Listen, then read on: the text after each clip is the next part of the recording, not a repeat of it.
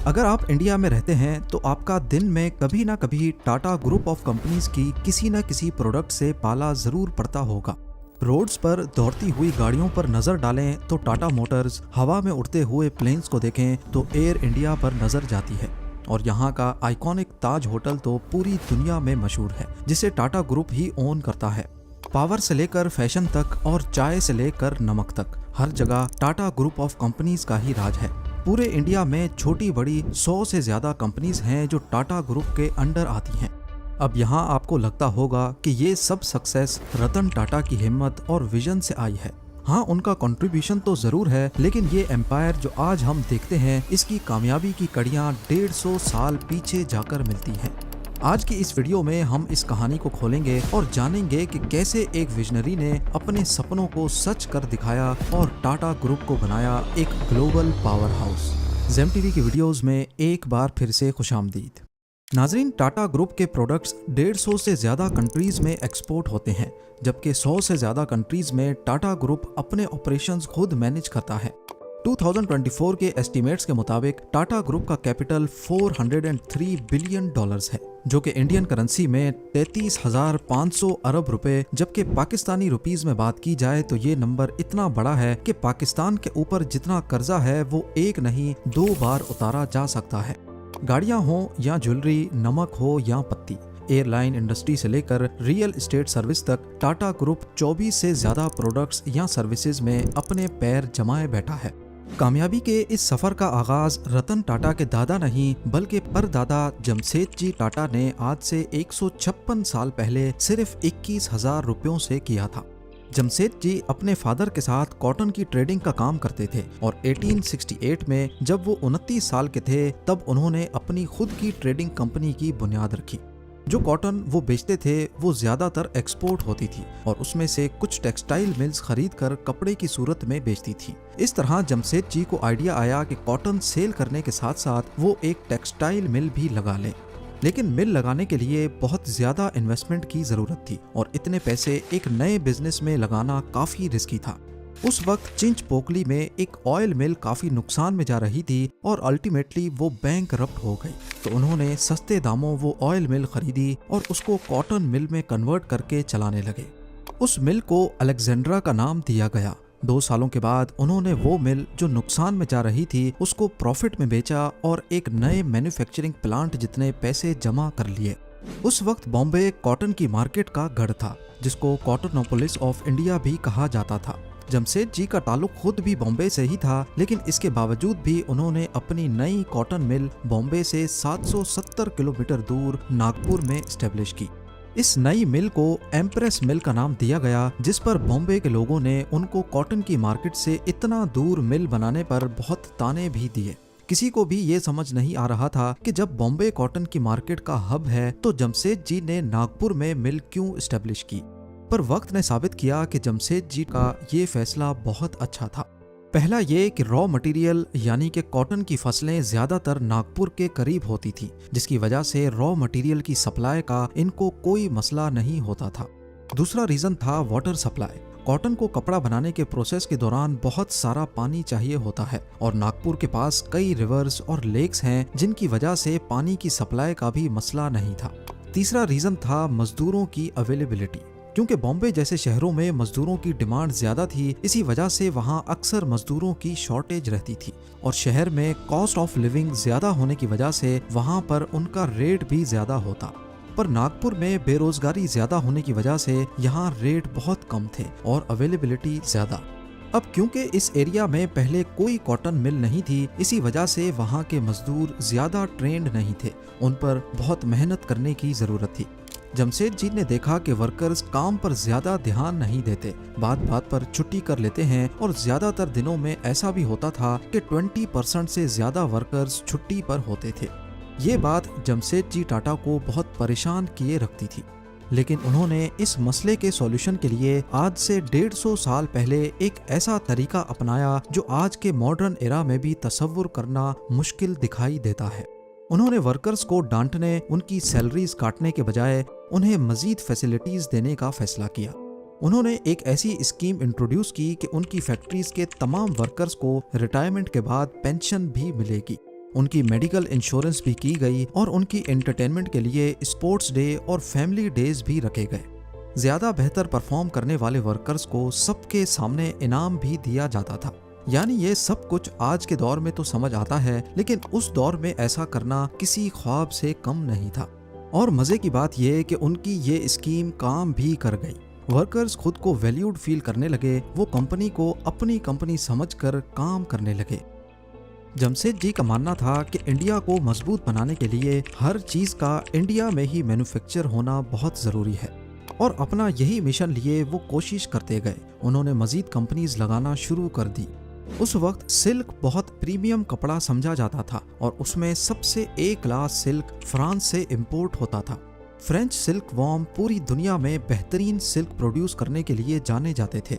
Jamshed ji France गए और वहां से फ्रेंच सिल्क वॉर्म की ब्रीड इंडिया में लेकर आए। लेकिन मसला था कि ये सिल्क वॉर्म सिर्फ यूरोप के क्लाइमेट में ही अच्छी प्रोडक्शन देने की काबिलियत रखते थे। इंडिया में उनका सरवाइव करना काफी मुश्किल था।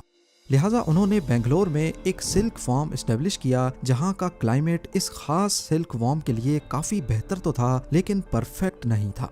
शुरुआत में उनको काफी मुश्किलात का सामना करना पड़ा, जैसा कि फ्रेंच सिल्क वॉर्म में अक्सर बीमारियां फूट पड़ती थी।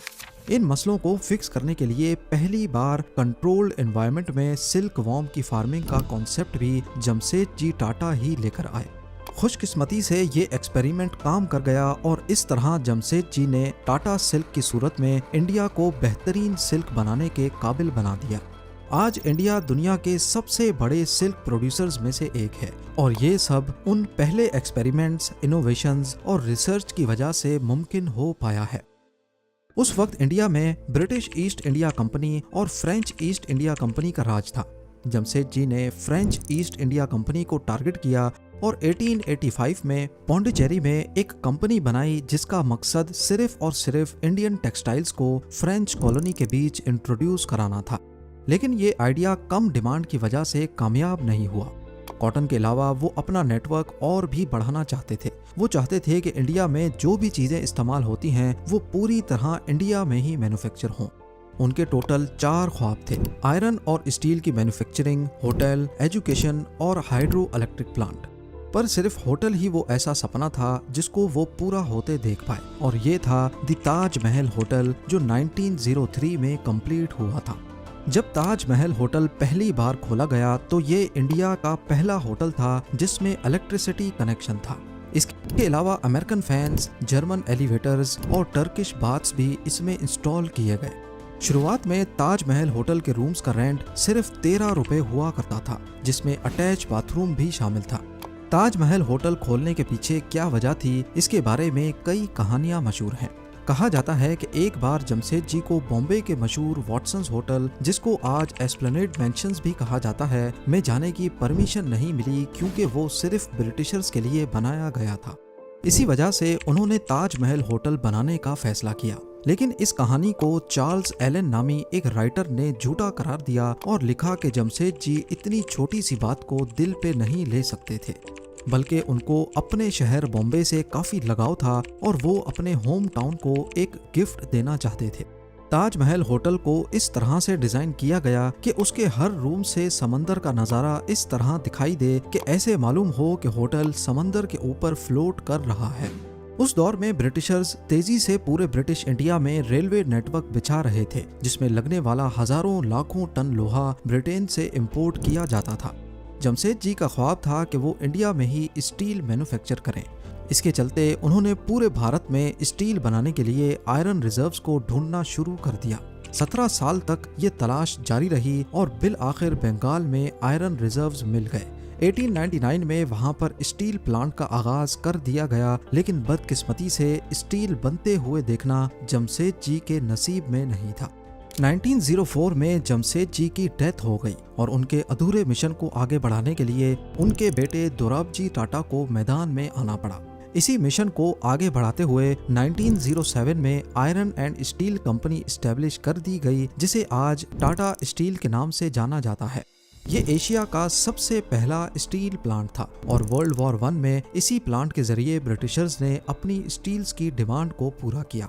दोराबजी टाटा की सरबराही में टाटा ग्रुप मजीद तेजी से तरक्की करने लगा। 1910 में टाटा पावर के नाम से इंडिया की पहली हाइड्रो इलेक्ट्रिक कंपनी इस्टेब्लिश कर दी गई, जहां पर नेचुरल वाटरफॉल्स और आर्टिफिशियल लेक्स की मदद से इलेक्ट्रिसिटी जनरेट होने लगी और कई बड़ी इंडस्ट्रीज को इसी पावर प्लांट की तरफ से इलेक्ट्रिसिटी सप्लाई करना शुरू कर दी गई।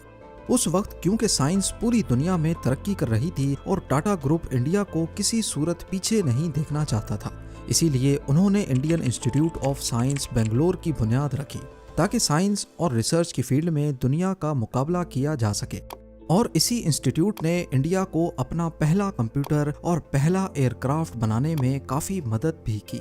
टाटा ग्रुप खुद ही तरक्की नहीं कर रहा था, बल्कि वो वर्कर्स के लिए ऐसी फैसिलिटीज ला रहा था जिसे दुनिया में कोई भी और कंपनी नहीं अपना रही थी। वर्कर्स की शिफ्ट को 8 घंटे तक महदूद किया गया ताकि वो जल्दी फारिग होकर घर वापस जाएं और अपनी फैमिलीज के साथ वक्त गुजारें। और आज टाटा की ये पॉलिसी, जो आज से 100 साल पहले इंट्रोड्यूस करवाई गई थी, पूरी दुनिया में काम कर रही है। यहाँ दोराबजी टाटा की जिंदगी को भी फुल स्टॉप लग गया। 1932 में उनकी डेथ हो गई, लेकिन इन 28 सालों में उन्होंने टाटा ग्रुप को स्टील, पावर, साइंस और कई दीगर चीजों से नवाजा था। दोराबजी के बाद टाटा ग्रुप की जिम्मेदारियां उनके एक फैमिली मेंबर JRD टाटा के हाथों में आ गई। JRD टाटा एविएशन में एक्सपीरियंस रखते थे, इसीलिए कंट्रोल संभालते ही उन्होंने इरादा कर लिया कि वो इंडिया को अपनी एयरलाइन देंगे। JRD टाटा ने टाटा एयरलाइंस की बुनियाद रखी, जो किसी इनकलाब से कम नहीं था। भारत को अपनी एयरलाइन मिल चुकी थी, जिसकी पहली फ्लाइट को खुद as a pilot JRD Tata ने उड़ाया और इंडिया के फर्स्ट कमर्शियल पायलट होने का एजाज भी अपने नाम किया। लेकिन 1947 में इंडिपेंडेंस मिलने के बाद इंडिया में मौजूद काफ़ी इंडस्ट्रीज को इंडियन सरकार ने अपने कंट्रोल में ले लिया, जिसमें टाटा एयरलाइन भी थी और इसका नाम बदलकर एयर इंडिया रख दिया गया। अब बारी थी केमिकल इंडस्ट्री की। JRD टाटा ने महसूस किया कि भारत में केमिकल इंडस्ट्रीज तो मौजूद हैं, लेकिन उनको अपने काम पूरे करने के लिए ज्यादातर इम्पोर्टेंट केमिकल्स दूसरी कंट्रीज से इम्पोर्ट करने पड़ते हैं। जैसा कि ग्लास, साबुन और सर्फ जैसे प्रोडक्ट्स बनाने के लिए कास्टिक सोडा और सोडा ऐश की जरूरत थी, मगर ये केमिकल्स इंडिया में प्रोड्यूस नहीं किए जाते थे, उनको दूसरे मुल्कों से इंपोर्ट किया जाता। इसी वजह से 1939 में टाटा केमिकल्स के नाम से एक कंपनी खोली गई, जो इंडिया के लिए तमाम केमिकल्स खुद प्रोड्यूस करती थी। इस कंपनी ने फर्टिलाइजर और दूसरे सेक्टर्स में इंडिया को ग्रो करने में काफी मदद की। उसके बाद एक बार फिर से JRD टाटा ने ट्रांसपोर्टेशन का रुख किया, ट्रक्स और इंजन्स बनाने वाली एक कंपनी की शुरुआत की, जिसे आज हम टाटा मोटर्स के नाम से जानते हैं। टाटा मोटर्स कई मॉडल्स की कार्स, ट्रक्स और दूसरी व्हीकल्स बनाता है। टाटा मोटर्स आज भी इंडिया की मोटर इंडस्ट्री में एक बड़ा नाम है और यहाँ से गाड़ियाँ साउथ अफ्रीका भी भेजी जाती हैं। उसके बाद 1960s में जब कंप्यूटर्स और टेक्नोलॉजीज की तरफ दुनिया बढ़ने लगी, तो टाटा ग्रुप भी पीछे ना रहा। उन्होंने इंडिया की सबसे पहली सॉफ्टवेयर और IT कंपनी TCS यानी टाटा कंसल्टेंसी सर्विस बना दी। 1984 में JRD टाटा ने महसूस किया कि भारत में लोग चाय बहुत शौक से पीते हैं, इसीलिए टाटा ग्रुप ने चाय की डिमांड को पूरा करने के लिए भी कदम उठाया। उन्होंने टाटा टी के नाम से एक कंपनी शुरू की और वो कंपनी दुनिया की चाय बनाने वाली कंपनीज में आज तक एक बड़ा नाम है। इसके साथ साथ JRD टाटा अब बूढ़े हो चुके थे, इसीलिए उन्होंने बिजनेस की कमांड संभालने के लिए अपनी जिंदगी में ही अपने एक फैमिली मेंबर को USA से इंडिया बुलाया। ये फैमिली मेंबर कोई और नहीं बल्कि सर रतन टाटा थे। शुरुआत में रतन टाटा को सिर्फ टाटा स्टील में जिम्मेदारियां दी गई और उन्होंने टाटा स्टील को लॉस से निकालकर प्रॉफिट तक ला पहुंचाया। JRD टाटा बहुत इम्प्रेस हुए और इसी वजह से उन्होंने 1991 में रतन टाटा को टाटा ग्रुप का चेयरमैन बना दिया। रतन टाटा क्योंकि मॉडर्न एरा के आदमी थे, इसीलिए वो हर चीज में टेक्नोलॉजी का इस्तेमाल करना चाहते थे। उन्होंने चेयरमैन बनते ही ये सोचा कि टाटा मोटर्स कार्स और ट्रक्स तो बनाता ही रहा है, लेकिन आज भी कोई एक ऐसी गाड़ी नहीं है जिसकी कंप्लीट मैन्युफैक्चरिंग इंडिया में होती हो, यानी कुछ न कुछ पार्ट्स बाहर से इंपोर्ट करने ही पड़ते थे। इसीलिए टाटा मोटर्स ने एक नया कार मैन्युफैक्चरिंग प्लांट लगाया और 1998 में इंडिया की पहली कार इंडिका को लॉन्च किया गया। TCS जो सिर्फ पहले बेसिक डाटा एंट्री और मैनेजमेंट का काम करती थी, उसे सॉफ्टवेयर डेवलपमेंट पर शिफ्ट कर दिया गया और उसे दुनिया की लीडिंग सॉफ्टवेयर कंपनीज की लिस्ट में ला खड़ा किया। रतन टाटा के अंडर टाटा ग्रुप ने दुनिया के मशहूर ब्रांड्स को खरीदना शुरू कर दिया। टाटा ने उस वक्त की मशहूर टी कंपनी टेटले टी को एक्वायर कर लिया। टाटा स्टील ने कोरस ग्रुप को और टाटा मोटर्स ने जैगुआर और लैंड रोवर जैसी बड़ी कंपनीज को भी एक्वायर कर लिया। 2012 में रतन टाटा ने अपनी बढ़ती एज की वजह से as a chairman Tata group resign कर दिया और अपनी जगह पर साइरस मिस्ट्री को चेयरमैन बना दिया, जिनकी 2022 में एक एक्सीडेंट में मौत हो गई और आज नटरंजन चंद्रास्करन टाटा ग्रुप के चेयरमैन हैं। टाटा ग्रुप आज भी तेजी से तरक्की कर रहा है और जिंदगी के हर शोबे में सिर्फ इंडिया ही नहीं बल्कि दुनिया भर के लोगों के लिए अपना किरदार अदा कर रहा है। ये किसी एक शख्स की मेहनत नहीं बल्कि 150 साल तक कई लोगों के खून पसीने का नतीजा है। उम्मीद है ज़ेम टीवी की ये वीडियो भी आप लोग भरपूर लाइक और शेयर करेंगे। आप लोगों के प्यार भरे कमेंट्स का बेहद शुक्रिया। मिलते हैं अगली शानदार वीडियो में।